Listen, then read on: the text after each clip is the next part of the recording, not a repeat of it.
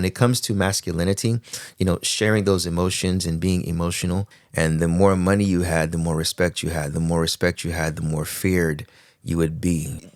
Becoming a Muslim, one becomes masculine and one becomes feminine. But he said the harsh one is the one that can control themselves at times of anger.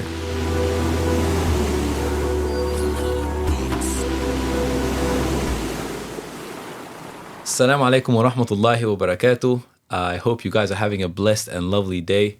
Thank you for tuning into the 6 Degrees podcast. We've got an absolutely special episode for you today. Alhamdulillah. My name is Ahmed Kamal. I'm joined by my co-host, Hannah Omar. And Hannah, why don't you tell us quickly who the special guest we have today is? Yeah, so we're very, very excited to present Sh Abdullah Oduro on the podcast. We've been with him for the past few days in Melbourne. You've kindly come down and delivered some workshops and lectures, and we've gotten a lot of information and knowledge, subhanAllah, because of it. So Sheikh Abdullah Oduro is a first-generation Ghanaian native that converted to Islam in 1997. He is from Yaqeen Institute, and we are excited to kind of discuss a couple of topics that have been really popular for the past few days, and I guess have been hot topic just generally as well. As we begin our podcast, we would like to acknowledge and pay respect to the Wurundjeri Woiwurrung peoples of the Kulin Nations, the custodians of the land in which this podcast was filmed. I would also like to pay my respects to the elders, past and present. Sovereignty was never ceded. It always was and always will be Aboriginal land. We recognise the ongoing genocide of the Palestinian people and the oppression endured by communities in Sudan, Congo and beyond. The legacy of colonisation continues to affect generations, profoundly impacting the mental health of those who confront these challenges. May Allah ease their suffering, grant them strength in their trials, and inspire us all to act with steadfast solidarity and kindness. We also understand the impact this conflict is creating on the mental health for people in our collective communities. If you're in crisis, please contact Lifeline on 131144 or any of the other helplines listed below. Obviously, you have done a couple of lectures and things so far in Melbourne. The topic has been about masculinity and things like that. And I think it's a really relevant topic within this day and age, especially because there are brothers, Muslim brothers, who are kind of struggling with, the West and what that's feeding them and, kind of coming back to Islam and Islamic principles. And we've learned a lot of things along the way, but I think we kind of want to delve more personally into your life and want to ask, what were the ways in which your perception of masculinity changed when you came into Islam as compared to before? Bismillah wa salatu wa salam ala rasulillah wa ala alihi wa sahbihi man wala amma ba'd. No, definitely that's a very interesting question in regards to my perception of masculinity pre-Islam and then post-Islam. My a good portion of my rites of passage as a young black man in America, or a young African American, or we can say a young African, because I'm the first American in my lineage in America, was through rap music. It was through hip hop. So I learned a lot about what it means to be a man, or what are those characteristics of a strong man, or a man that deserves or earns respect, right? So before Islam, it was really one of the key characteristics was being apt to violence, like being ready for violence at any moment, at any time, and that was anchored in a lifestyle that was based on general oppression of oneself and of people. But it was, the general motivation was monetary gain. And the more money you had, the more respect you had. The more respect you had, the more feared you would be. So it depended on how far you wanted to go up that ladder or down that slope would determine, how much of a man you are. So then after Islam, learning a lot of that was not conducive to someone that wanted to fulfill their purpose of life. And I think that was the ultimate question that served as a catalyst to the transition into Islam, was what was the purpose of life? Okay, money, cars, and the opposite gender respecting you because of that, and the same gender fearing you because of that, that's what makes you a man. But when you become a Muslim and realize the purpose, it was much more transcendent. I feel like this is something that a lot of people can relate to as well. Even being Muslim right now, a lot of brothers seem to struggle with, I guess, that fight that we have between the deen and dunya, the money, the power, the, clout, whatever else it might be, and then holding on to their Islamic values. Kind of leading on from that, how do you uphold these traditionally masculine values in the face of Islam, or within the context of Islam, within a society like this? I think it's kind of understanding the culture of where you are. So like for myself, the culture was American. Okay, great. But, within that context, like I said, it was me coming from a background of hip hop, the hip hop genre, which was generally composed of Latin American, African American, and white, right? Becoming a Muslim, I think the key is primarily in understanding, who Allah is, why it matters, and what I'm supposed to do about it. And I think inherently one becomes masculine and one becomes feminine through the exemplification of that. So once you understand the first pillar of Islam, you understand the purpose of life is transcendent. It's far beyond tangible things. The concept of iman and belief, you find linguistically, iman even means amin. It's a level of safety with uncertainty. The fact that you don't know what's going to happen in the future, the fact that you cannot see Allah, but that reality brings a level of confidence in the one that you can't see, feel, touch, etc. with your direct senses. But the most important sense of the heart is always that which is in tune and in touch with God. When everything is couched and founded and emerges from that, then that is the key to start to understand the life of the Prophet sallallahu alaihi wasallam in a way that is transformative for the practitioner, as a result being masculine, being feminine. So I think that is the key. In a nutshell, it's the first pillar of Islam, La ilaha illallah Muhammad Rasulullah, an actualization of that in one's life. SubhanAllah. And that ties in really well into mental health and the mental health struggles that a man might go through as, dealing with uncertainty, having to deal with his ego, deal with his pride, and maybe move away from pride towards izzah.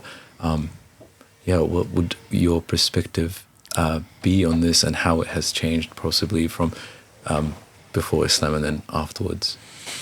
I mean, subhanAllah, even the word psychology in and of itself, when you see an early psychologist, and the word in and of itself, we think psyche is only something that is of the mind and of the tangibilities of the mind, but rather it's just the real meaning of it is a study of the soul and the study of the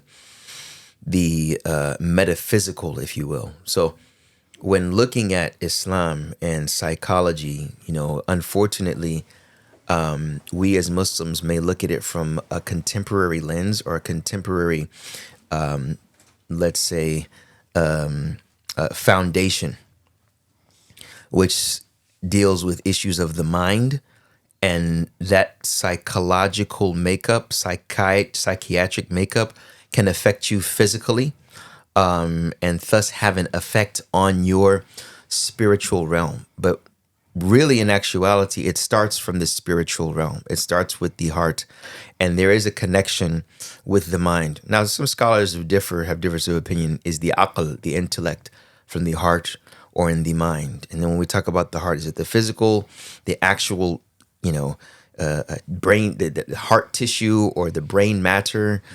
But more importantly, when looking as a Muslim, you realize that it's about the spiritual connection that is the essential element, because that is where everything that's what everything thrives off of, and is fed and is nurtured off of. Even when we look at it, the signs of Allah subhanahu wa ta'ala shows us in so many different ways. Like if you were to someone that is brain dead, can still be alive, if their heart was still beating. Well, if we use that as and made that analogous to the spirit and the soul, someone may not be there mentally, but their heart is still there. Therefore, the heart serves as the foundation for everything else.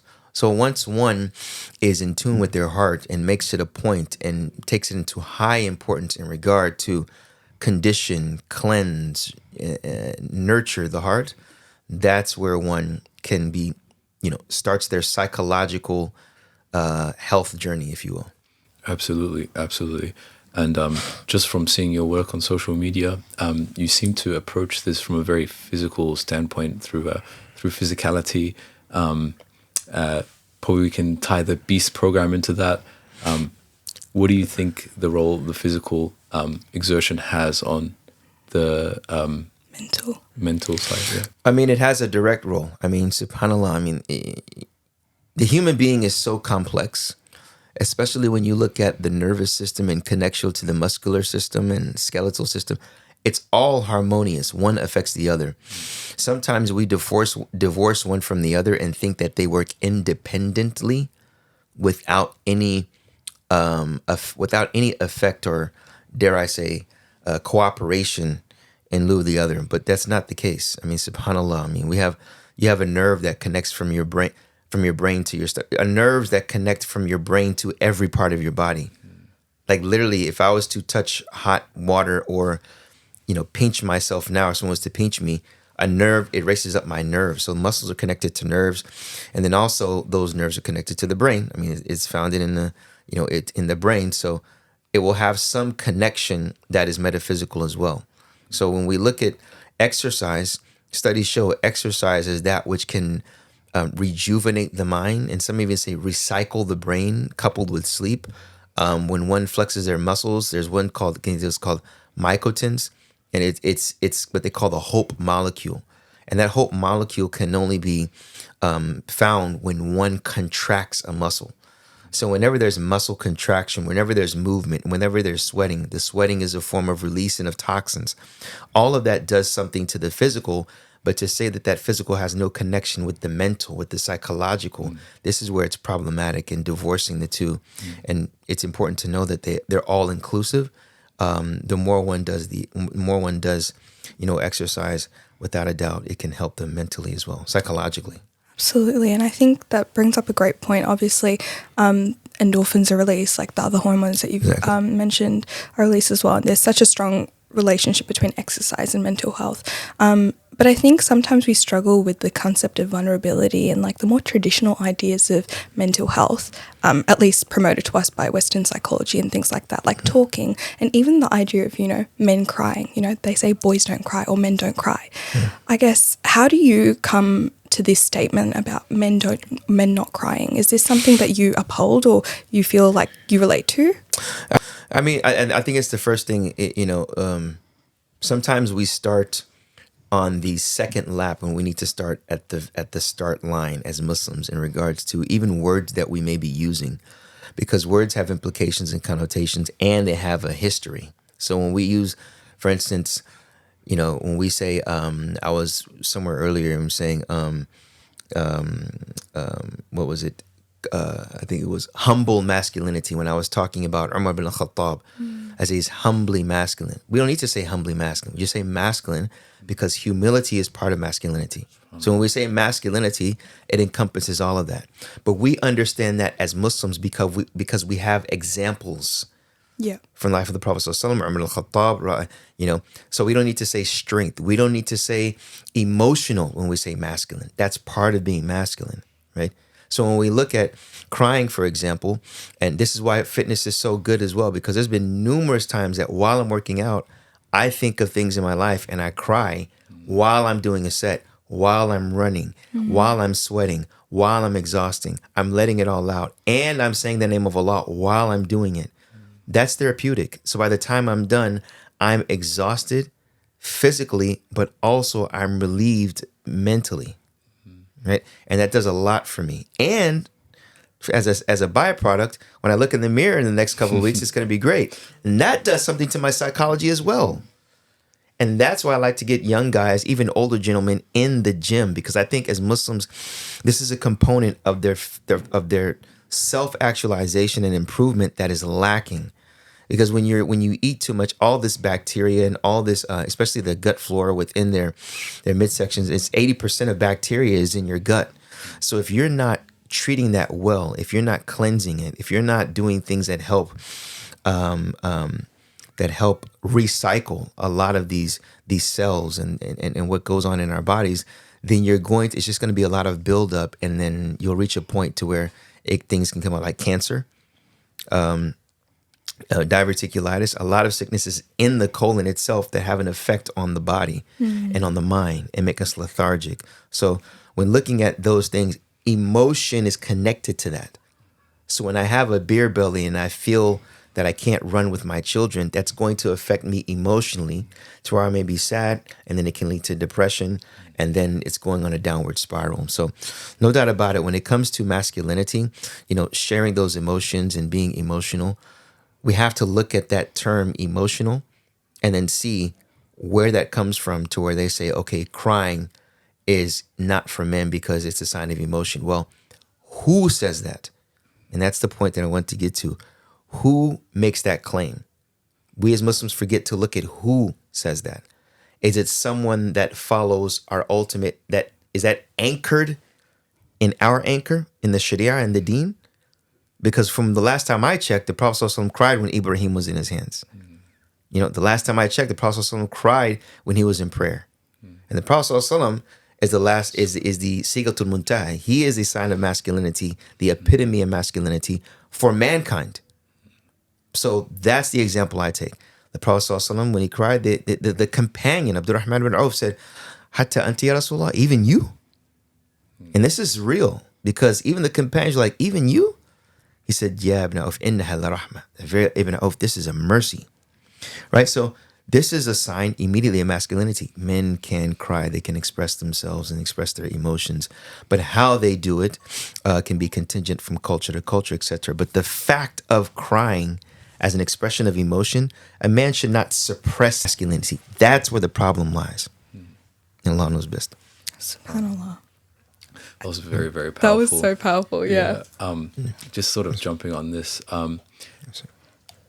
as much as sort of men come to terms, or Muslim men are now starting, also from the circle that I'm around, coming to terms with, being more vulnerable and talking through things together, it can be quite difficult to sort of bring these things to the table and to look at them face to face, especially because life, especially for an older man, or for as you get older, you have so much pressures on you. What is a way for a man to go about that and to make sure that he addresses the spiritual implications that his actions might have as well as he works through these things? I think one element that's lost, which will help men in their relationships and will help men in being, how can I say this? Vulnerable in a masculine way. And just bear with me when I say this, is they need to be around other men.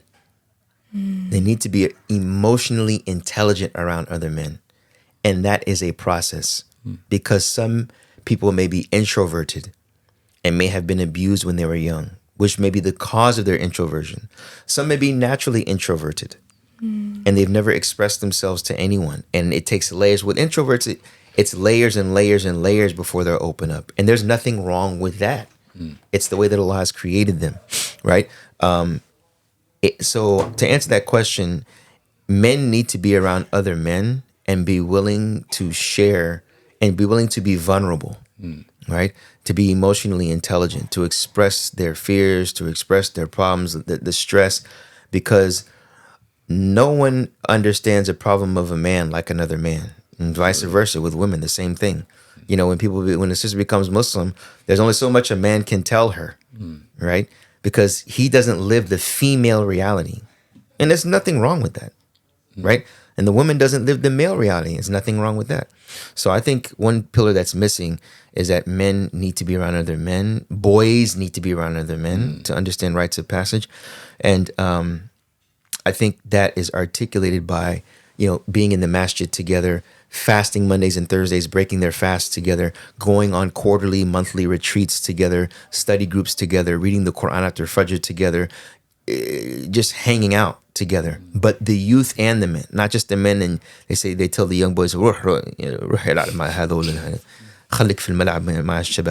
like leave the little ones to go play with the little ones. Yes, there's a time for that, but there's also a time where they sit in the Quran circle with you. There's also a time where nashrab shay ma'bad, when you just let them sit and they listen to the OGs talk. That's how it should be done. That is a huge part of rites of passage that's lost with the Muslim Ummah. Absolutely. And it could be very powerful seeing someone you look up to, give you advice, or just observing them work through their own challenges, and just being there, watching that, really sort of sets the path for you. Kind of leads on to the next question. You've very well accomplished, mashallah. Even learned Arabic as well at an older age, went to Medina University for 9 years. During these moments, who did you look up to for inspiration, for strength? Was there a particular person or particular things? During my study of Islam or the Arabic language? Just generally through working through or getting to the accomplishments, mashallah, that you've achieved.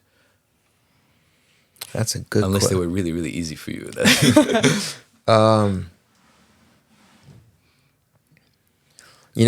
fact that nothing really just immediately comes to my mind, like who did I look up to? I mean, there were people that I respected their hustle. I respected the barakah that they had within what they were doing. And I would seek advice from them. So there were a couple of people. There was the individual that helped me find my wife in Medina, Brother Ahmed. He was in his master's program in education. He ended up doing his doctorate. He went back to Ghana. He was Ghanaian. He ended up opening a huge school in Ghana. I got to visit him and interview him. Mashallah, there was a Zayd Somali brother who was like a aesthetic. I mean, he came to the university and he didn't need to come. I mean, he was correcting teachers in the College of Hadith. Mashallah. You wouldn't see him. He walked around in a thobe that's not ironed. You wouldn't even know. But I mean, this guy's like an encyclopedia. It's always those type of people. You don't expect it from them, but they. Yep. He was a genius. So there were a couple of people. There's my man Jamil. There's a couple of people. I mean, he came to university at the age of like 17, and still in Medina, mashallah, real sincere people. And then obviously some of the people of knowledge, Sheikh Ahmed Rashid, that I benefited from, Imam Mukhtar Shinqiti, Abdul Muhsin Abbad. So there a number of shuyukh also that I benefited from their knowledge. But Ahmed Rashid Muhaila was someone that I was around almost every other day, because he was very consistent in the knowledge. Even if he was sick, he would come, and he was very, very consistent and around the students. So that was a huge inspiration for me. But I was just really hungry for knowledge, man. That was really, I didn't need to be motivated. And I think that's another problem as well with men, young men, is saying, man, I need to be motivated. That's the statement of someone on a downward spiral. You don't need to be. Where do you think that comes from? Like that, the current need for people to be motivated and like find that within external forces? There's a number of factors. So I would say not having a goal. And I would say sometime for some people it may be laziness. Some people it may be fear. Right? They say, I'm not motivated, but deep down inside they fear making a mistake because they were always at the top of their class. But in this new endeavor, they're not motivated to do it. But when they're around people, they're like, yeah, I want to do it, but I'm just not motivated to do it. But deep down inside, there's a fear. Some people don't even know that they're scared of being judged, right? And some people they don't have the drive because they don't want to make a mistake. They don't want to face pain. Yeah. It's going to be painful, and they just they're not welcoming of it. Right, so there are a number of factors with that. For just a change in kind of topic as well, I heard you, and this is something I'm very interested in. I think anger is one of those emotions where, obviously, I think all humans deal with it in different ways, and there are ways that we deal with it healthily and unhealthily. And a lot of media and just generally, I think, when we associate toxic masculinity or these words like that, or masculinity in general, anger is associated with that. What's your take on this, and how do we, I guess, manage anger, one? And second of all, is it something that's quite related with masculinity in your opinion? I think anger is a human phenomenon. I think it's something that's natural. There's nothing wrong with anger in and of itself, just as there's nothing wrong with love in and of itself, which is total opposite, right? Or which can be the total opposite, maybe hate. But it's something that it's a raw material that Allah subhanahu wa ta'ala has given us that we have a responsibility to mitigate. So just as love could even be more dangerous than hate. It could be more dangerous than anger, right? Because of that love, that level and intensity of anger is as such, right? It's true. So it's important to mitigate all of them. Firstly, to make sure to try one's level best that those emotions emerge for the sake of Allah, or they are there because of something that is compliant with Allah and the religion of Islam. So the Prophet ﷺ, when he would get angry lillah, right? It wouldn't be for himself, right? And that anger, even if it's anger for the sake of Allah, it needs to be guided and steered by the Sharia, by the Deen. So anger in and of itself is not a bad thing. And the reason it's associated with males more than females is because the level of aggression is more in males, generically speaking, than females. So that aggression is the means in which they exemplify that internal anger, right? And there's the problem is it's not inherently wrong. And this is where, the American Psychology Association, where they say that that's toxically masculine, where these feelings are inherently toxic. And that's with Muslims, we don't accept that. We say these feelings are natural, but it's the responsibility of the individual to mitigate those or to steer it in a way that's beneficial. So if someone was to if we were to walk out of this parking lot and they say, hey, let's all go to, they don't have Starbucks here. I don't want to offend They anybody. do. Yeah. It's not very popular, but we do, yes. Am I supposed to say stock for life to that? No. The coffee snobs would hate you, but that's fine. Okay. I was at Ona. Oh, no. ONA. That's like the number one. Is it? Oh, I'm not really a coffee aficionado. Oh, man. Yeah, I drink the Boss. I don't know if you've had them, the Japanese Boss coffees in like the stainless steel cans. Yeah. No. There's canned coffee It's now like that you can buy. iced Cold. Yeah, cold. Oh, yeah. I drink cold coffee too. Yeah. So say we were on our way there and then somebody tries to harass sister. What's your name, sister? Hannah. Somebody tries to harass Hannah, right?